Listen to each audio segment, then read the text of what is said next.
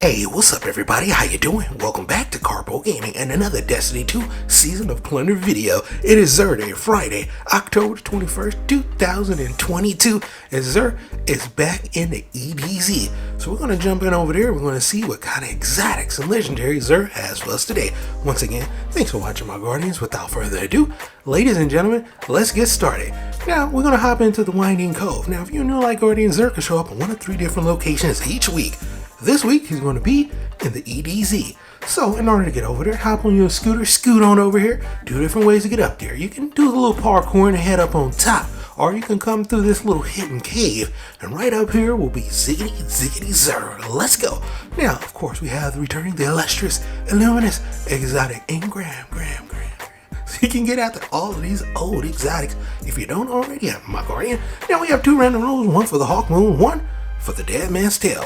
Now, for the Hawk Moon, we have Chamber Compensator on this bad boy alloy magazine, hipfire grip, and heavy grip, making this a subpar roll, but the end of the Hawk Moon is always OP. No matter what roll is on it, it's going to be pretty freaking good. So definitely pick it up, add it to your collection if you're a new light player and you don't have one, although this isn't a god roll at all. It just gets better. Next up, we have the Dead Man's Tail. This is going to have an extended barrel. We have armor-piercing rounds, killing wind, and short action stock, making this a little bit of a hybrid roll, more leaning towards the PvE side of things, but it still smacks in PvP. Pick it up, add it to your collection. The weapon of the week this week is the Arbalest Linear Fusion Rifle. Comes with the intrinsic perk called Compounding Force. Fires slugs that massively damage to combatant shield, strong against barrier champions as well. And yeah, you can one-hit Guardians in the Crucible. Let's go over the traits of this bad boy. You're gonna like it. We got extended barrel on this bad boy, and then we have a little unique trait called Projection View. It's gonna increase your range. Disruption Break, we know about that bad boy. And last but not least, Composite Stock. Excellent in PvE, excellent in PvP, and yeah, you can one-tap Guardians with this bad boy. Pick it up and add it to your collection. Next up, we have the Frost EE5's exotic leg armor for the Hunter class. This one comes with the intrinsic perk called Rapid Cooldown. You're going to increase grenade, melee, and dodge regeneration while you are sprinting, and dodging increases your sprint speed as well. Does exactly what it's supposed to do. Excellent in PvE and in PvP as well. But here's the thing, you don't really see too many people rocking it. The Hunter has some pretty freaking amazing exotics. This one is pretty good. Pick it up and add it to your collection. Next up, ladies and gentlemen, we have the lovely Xur Furiosa.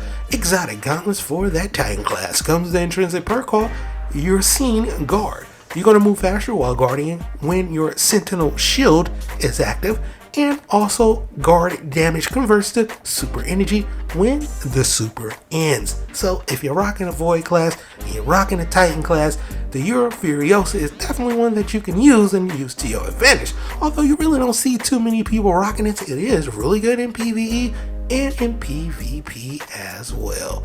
Definitely pick them up and add it to your collection. Last but not least, we have the Kernstein's Armlets. Now this is going to be exotic gauntlets for that lovely Warlock class. Comes with an intrinsic perk called Vampire Caress. Melee kills instantly restores a large amount of health and continue to restore your health afterwards for a very short time. Now it sounds like it does a lot of work and does a lot of good doing of health regeneration, but it's not so much in PvP. In PvE it's pretty good, but in PvP it's just not a much health that you're going to get back for you to, you know, make it viable. So hard pass for me, but then again, if you don't want your, you know, exotic engram turning that, pick it up. Now, our lovely legendary this week, first off, we have the Chroma Rush auto rifle, 720 RPM rapid fire frame with a reload masterwork on this bad boy. Let's go over them. We got some pretty decent traits. We have Chamber Compensator as well as Diagonal Rifling, and then we have steady rounds. Not bad at all. Flared Magwell, Feeding Frenzy, and Wellspring, making this a hybrid type of a roll, leaning more towards the PvE side of things, but it still should do some work in PvP as well. So long as you are hitting your headshots, you're going to have a lot of run with the Chroma Rush auto rifle, but it's really lacking on the range. Gotta be real close up to him. Next up, the Whispering Slag combat build is up next. Draw time 500, lightweight frame, recursive bow. You're going to draw quickly and move faster while you have this bow. And yeah, a little bit of accuracy on that masterwork. So, I mean, it's okay. It's okay. You need accuracy with the bow, right? We got elastic string on this bad boy, as well as high tension string for even more accuracy. So between those, you're going to get a whole lot more accuracy. Am I right? Carbon arrow shaft, celestial fletching to round it off. So you got a lot of accuracy between everything, hip fire grip and swashbuckler, making this a pretty fantastic roll. No, it's not a god roll, but it's pretty close. And if you're looking for a good bow, the Wrestling Slab is definitely one to pick up this week. Next up, the Grid Skipper Pulse Rifle is up next, and this is going to have a range masterwork on this bad boy, 540 RPM. Deeper ammo resolve, you're going to move faster, polygonal rifling, corkscrew rifling on this bad boy. So, you know, you definitely want more range in my opinion. So I'm going to just keep it right there. We got extended magazine as well as alloy magazine. Keep it on alloy for a little bit more lovely reload speed. And frenzy, one of my most favorite traits. Just being in combat is going to get a little bit of boost on that damage. So it's going to be pretty good in PvE and in PvP. Just make sure you hit your headshots with the Grid Skipper Pulse Rifle. Next up, the Truth Teller Grenade Launcher is up next. And this one is pretty good. 60 RPM, one-shot grenade launcher. So long as it got the right trace. Counter mass on this bad boy, linear compensator, high velocity round, implosion rounds, which is always a good thing. Kind of a consolation prize if you don't have spike grenades. Definitely going to roll with that. Auto loading holster and demolitionist, making this a hybrid type of a roll with the handling masterwork. I mean, it's a hard pass to me because I got good rolls, but it's still a good roll. It's not a horrible roll, but it's just not a god roll. So for me, hard pass, but if you're really looking for a great Truth Teller rocket launcher, get one with spike grenades. But this one, not bad at all. Next up, the Punching Out Sidearm is up next. 450 RPM, rapid fire frame, full auto pistol. And this bad boy smacks in PvP and in PvP. We also have a handling masterwork on here. Wish I had range, because you need range on this bad boy. But we do have fluted barrel as well as hammer forged rifling for a little bit more range. A pendant magazine, flare magwell, keep it right there. Freedom frenzy, and we also have unrelenting, making this a pretty decent roll. Not a god roll, but should be pretty good in PvE and in PvP. After all, Punching Out smacks. So definitely try it out. If you haven't tried it out, you're gonna be like, wow, dude was right. It smacks in PvP. Next up, we have the 7 Surfer Saw machine gun. 360 RPM, going to fire a little slow, but it's going to hit really, really hard. We have a reload masterwork on this bad boy. Not bad. Fluted barrel, hammer forged rifling, high cal rounds, ricochet rounds. So between those two, you get a little bit of range, a little bit of stability. Not bad at all. Really hard to get a good roll on this bad boy. Auto loading holster and vorpal weapon, making this a pretty fantastic roll. No, it's not a god roll, but it's still going to smack in PvE and in PvP. For sure. Pick it up, add it to your collection if you don't have a really good roll of the 7 Surfer Saw. Now for our last but not least, we have the Frozen Over Sniper Rifle, and this one is good. 72 RPM high, a lot of impact damage on this bad boy, right?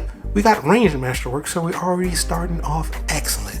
And guess what? We have an even more range. That's right, ladies and gentlemen. We got chamber compensator full bore for even more range, so you should get into the very high 90s with this bad boy, which is excellent.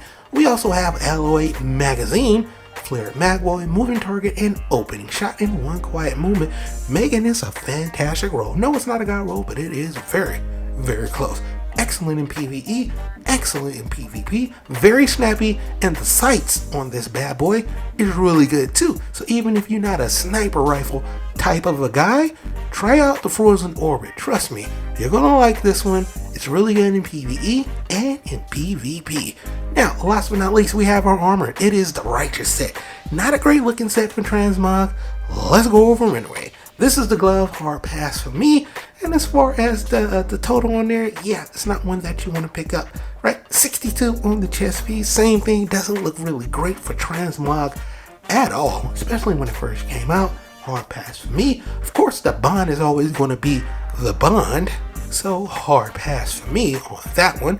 We also have the Righteous Hood, which is pretty decent for transmog. Not great, but it's decent. It's decent, right? And I kind of like this when it first came out. I rocked it a few times. Total of 62. Still hard pass for me, but not bad. And last but not least, we have the Righteous Boots. Same thing, pretty decent for transmog. Not really great rolls this week. So hard pass for me. So I can't really suggest you pick up any of the armor pieces unless it's just for transmog. So there you have it, my dudes. This is all the exotics, all the legendaries and armor that Xur has brought for us this week, October the 21st, 2022. Happy Friday, my guardians. I hope you and yours are having a wonderful day. As always, if you are new to the channel, how you doing and welcome. Don't forget to subscribe. Thank you for watching, my guardians. I'll be back again streaming on Reset. And as always, I'll be seeing y'all in the next one. Later.